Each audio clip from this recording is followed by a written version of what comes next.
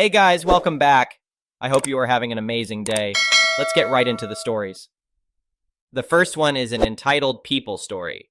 I've lived in my house near the woods for over 15 years now. It's nothing fancy, just a simple two-bedroom place, but I love it. The best part is the privacy. My property backs right up to a forested area, so no neighbors behind me. To the sides are just empty lots, so plenty of space. A few months ago, I noticed some construction starting on the lot to my left. Didn't think much of it at first. People are always buying the empty lots to build on. But as the building took shape, I realized it was practically on top of my property line. I went to talk to the construction crew and they told me the owner's name was Karen. I'd never met Karen before, so I walked over to her actual house that was on the other side of the lot to have a chat. The conversation went something like this. Me. Hi, are you Karen? Karen. Yes, what do you want? Rude from the start. Me. I'm your neighbor next door. Just wanted to ask about the building you have going up on the lot beside me. Karen. What about it? Me. Well, it seems to be very close to my property line. I'm just wondering if you did a survey to know exactly where the line is. Karen. Of course I did. Do you think I'm stupid? I know exactly where my property ends and yours begins. Me. Okay, no problem. Would you mind showing me the survey results so I can be sure too? Karen. Absolutely not. Why should I show you anything? Don't you trust me? Me. It's not about trust, really. It's just that the building looks so close, I want to be certain. Karen. Listen, I paid for that land, and I'll build wherever I want. If you have a problem with it, take it up with the city permit office, not me. She then slammed the door in my face. Charming woman. I decided to take her advice and went down to the permit office to inquire about requirements for building near property lines. They told me structures need to be at least 5 feet from lines, and suggested I file a complaint if I thought violations were occurring. Over the next few weeks, the building kept going up. I peered through the woods to get a better look, and it seemed awfully close. I measured from my house to the lot line, and it was only about 3 feet at most from the new building. Time to call in the city inspectors. They came out and determined the building was encroaching at least 2 feet onto my property based on the official plot maps. Not only that, but Karen never even applied for the proper permits in the first place. The inspector left Karen a letter explaining the violations and gave a deadline for her to either demolish the structure or submit a permit application with my permission to encroach on my land. Well, the deadline passed and nothing happened, so I followed up with the city again. This time they sent Karen a formal notice of violation and summoned her to an administrative hearing. I decided to attend the hearing to explain my side. As expected, Karen was extremely hostile when she saw me. Here are some highlights from the meeting. Karen. This is absolutely ridiculous. I measured carefully before building. Inspector. Our maps clearly show the structure on his property. Do you have documentation to prove otherwise? Karen. I don't need to show you anything. Don't you trust me? I see a pattern here. Inspector. Ma'am, without evidence, we have to go by the official records. Karen. Well, those records are wrong. I worked too hard to just tear down this building because of some insignificant violation. Me. Insignificant, it's on my land. Karen. Oh, please, it's just a few feet. Stop being so selfish. Me. If it's no big deal, then move it over a few feet onto your own property. But you don't get to take my land. Karen just glared at me angrily. The inspector reminded her that failure to comply could result in fines or a forced demolition. Karen then switched to trying to sweet-talk them into letting her keep the building as is. But the inspector held firm on following proper procedures. The final ruling was that she had 30 days to either tear down the structure or submit a permit with my permission. I knew there was no way I'd allow an encroachment permit, so looks like demo time. Over the next few weeks, I enjoyed watching Karen scramble to deal with the consequences of her own selfish actions. She tried to appeal the ruling, but it was quickly denied. As the deadline neared, demolition crews finally showed up. On the day they started tearing it down, I brought a lawn chair and snacks over to watch. Karen came storming over, yelling about me, gloating. I calmly said I was just making sure they removed every bit that was on my property. Eventually, Karen gave up and went inside, probably to complain on Facebook or something. The crews finished up and restored my land to its original wooded state. I happily went back to my quiet life without an illegal structure looming at the edge of my trees. This experience has given me incentive to check city records and install wildlife cameras to monitor all my property lines. Some people seem to think they're entitled to grab whatever land they want. Not on my watch. If Karen or anyone else tries to pull this again, I'll be even faster at reporting them. No more Mrs. Nice Neighbor. The next one is a pro-revenge story. So this happened to me a few years ago and I just wanted to share it here. And it is a long one.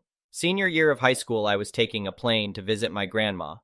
The flight went from Baltimore to Pittsburgh, Pittsburgh to Vegas, then Vegas to Boise. The flight from Baltimore was almost empty and I was Southwest so could choose my own seat.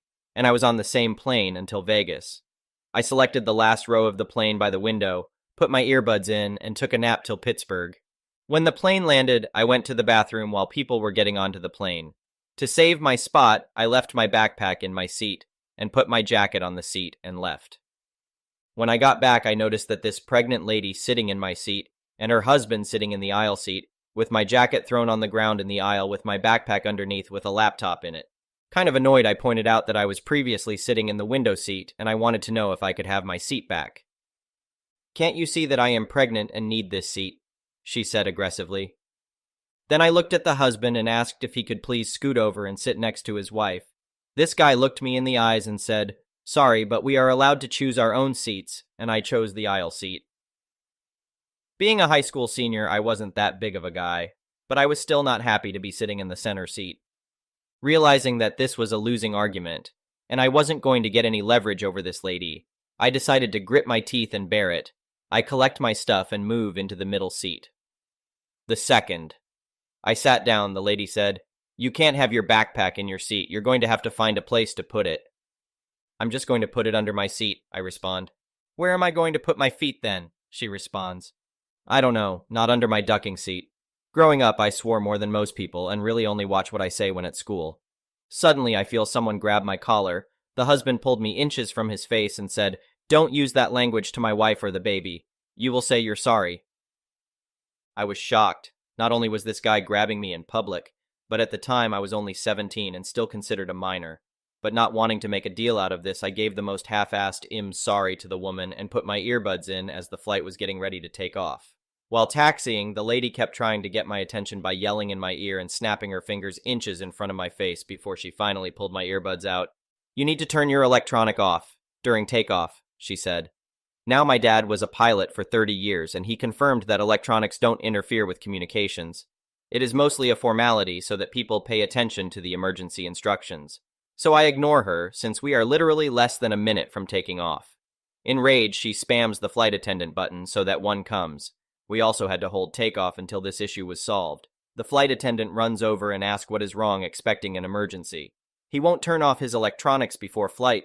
He is trying to kill us," she exclaims. Realizing everyone is staring at us when the flight attendant asks me to turn it off, I oblige.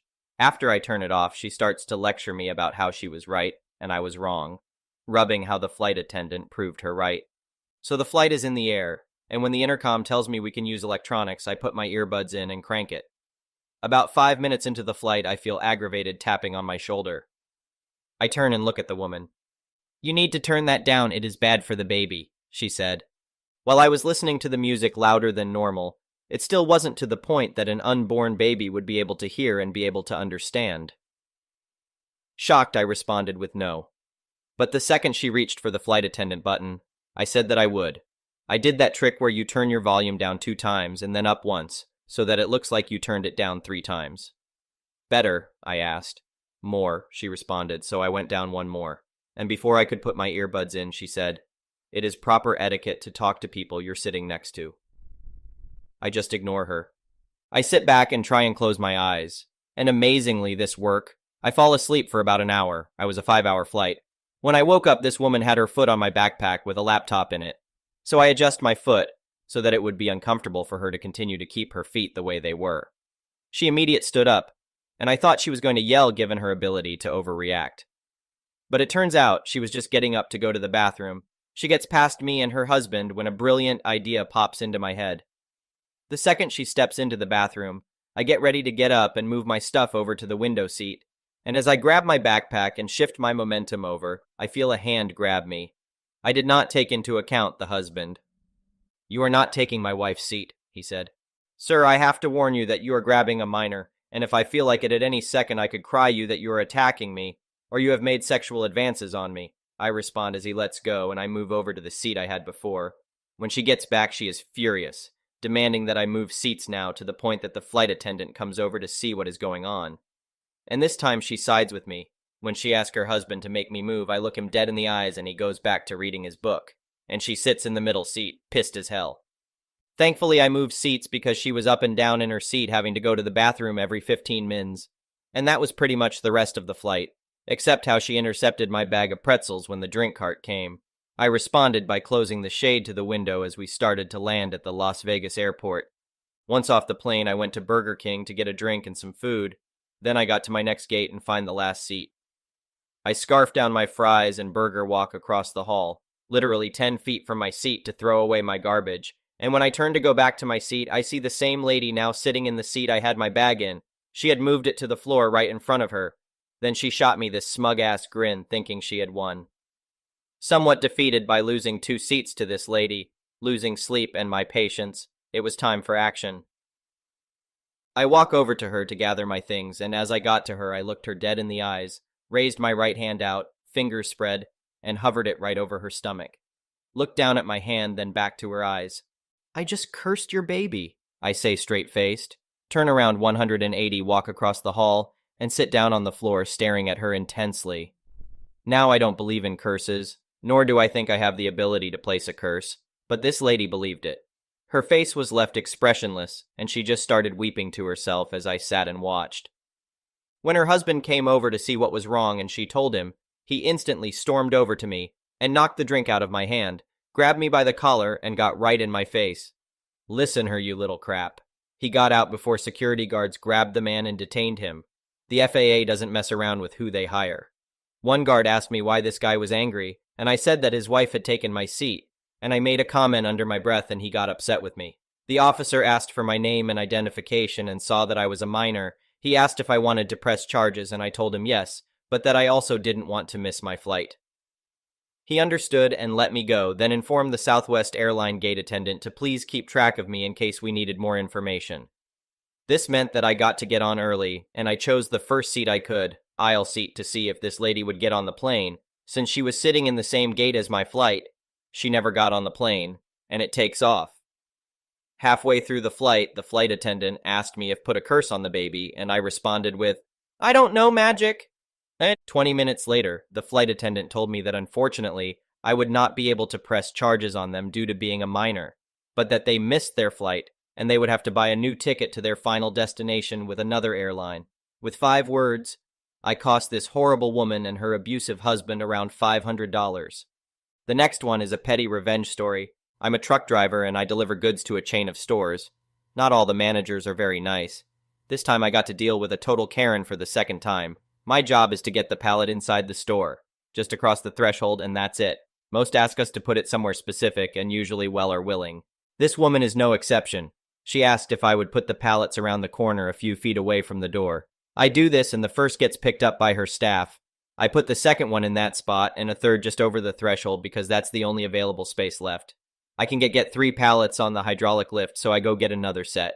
I get back after a few minutes, and the last pallet was still there. The Karen told me she would only pick it up if I would set it around the corner, because she couldn't get to it there, a clear lie, and she's tried something like that before. It's a total power play on her part, getting me to do something she should do herself, even if it takes me 3 times longer. So I grab her pallet lift and stick it under the pallet. "See? Looks fine to me, please just work with me." And that's how the argument started. "If I don't like my job, I should go do something else," she said. I told her that if she would just work with her drivers, and not against, she wouldn't have a problem with people not wanting to do extras for her. She started name-calling and gave me the finger, and I just left everything as it was and drove off, leaving her to get the other 3 pallets from outside up the slope into the store. Didn't bother asking her to sign the papers because of obvious reasons. No one treats me like that and gets away with it. I hope I don't get into serious trouble. This happened a few hours ago, and my employer has yet to read my email about it. 1010 would do it again, though. The next one is a malicious compliance story. I'm a bridal consultant at a very popular bridal salon in my town. I have many years of experience and love what I do. Most of the bridal gowns in my shop are special order, meaning they must be ordered before they are made by the designer, and lead times can be anywhere from 4 weeks to 8.5 months. Not everyone knows this when they come shopping for a gown. That's the whole point of me being there. I make sure we can get the dress in time, any desired customizations or alterations are possible, and that the price is within the bride's budget. Well, when this particular bride and her mother stepped into the store, they went immediately to the racks and started ripping through the neatly hung gowns. I introduced myself, explaining that I would be their consultant for the appointment. This bride had a fairly short engagement, about 4.5 months, and I knew that only some of the gowns would be available in time. As I tried to explain to her and her mother the process, she sharply cut me off and told me to just let us shop and leave us alone. I was stunned to be spoken to so rudely. So I did as I was told. I left them alone, even when I saw them looking at dresses twice her budget that wouldn't arrive until months after her wedding. I never took any of the gowns back to a dressing room, or asked her if she'd like to actually try them on. Even after they stood by for a while, clearly waiting for me to take her back to the dressing rooms, I just continued on with my other work as if they didn't exist. Eventually, they realized that I had not intentions of acknowledging or helping them in any way, and they left without getting to try on any gowns. The owner asked me about it after they left, and I told her the whole story. She laughed and said, "Good for you." The next one is an entitled people story. This happened today. I have German Shepherd who doesn't like strangers. I had a contractor at my house, so I had to put my dog outside. We have a fenced-in yard, but I had my dog on the tie-out because the contractor was sawing in the driveway, and my dog can see him from the gate. I heard my dog barking, so I immediately went outside to put the kibosh on it. She was barking at this stranger, an unknown woman walking through the yard inches from my fence on my neighbor's side. This woman looked at me with disgust and yelled, "You need to bring that dog inside." I said, "What? Not that it's any of your business, but I have a contractor working, so I had to put her out here in my yard." She said, "You need to put that dog in the basement then." I said, "He's working down there too." She immediately said she's calling animal control. I yelled back, "Because she's barking at you?" She said no, because it's cold and she's been out there for a half hour. My dog was out there for 15 minutes. It was 38 degrees with flurries. I wasn't even wearing a jacket and I wasn't cold at all. I yelled, "She's fine and it hasn't even been a half hour. I don't know who you are, but you're walking through here and you need to mind your own business." She again said, "I'm calling animal control." I said, "Who do you think you are? You're trespassing." She said, "I know, neighbor's name, and I live over there, which is behind us on another street. So she's totally cutting through on my side." I said, "Guess I need to talk to neighbor about your cutting through."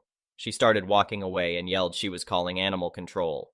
At this point, the contractor who was in the driveway said, "What is going on? Who's that?" And I yelled, "Some idiot." She heard me. I couldn't believe the entitlement on this idiot. I will be telling my neighbor the cutting through here ends now. Let her know, because if I see her do it again, I'm calling the cops. I also saw that she lives in the house that has a lot of loud-ass parties with DJs. I'll be calling the cops every time. I never do crap like that. I MIOB and deal with it, even though it is annoying. All bets are off now. I'm going to be a petty idiot. She messed with the wrong person. Thank you for watching. I would really appreciate it if you could like the video and subscribe to our channel if you haven't already.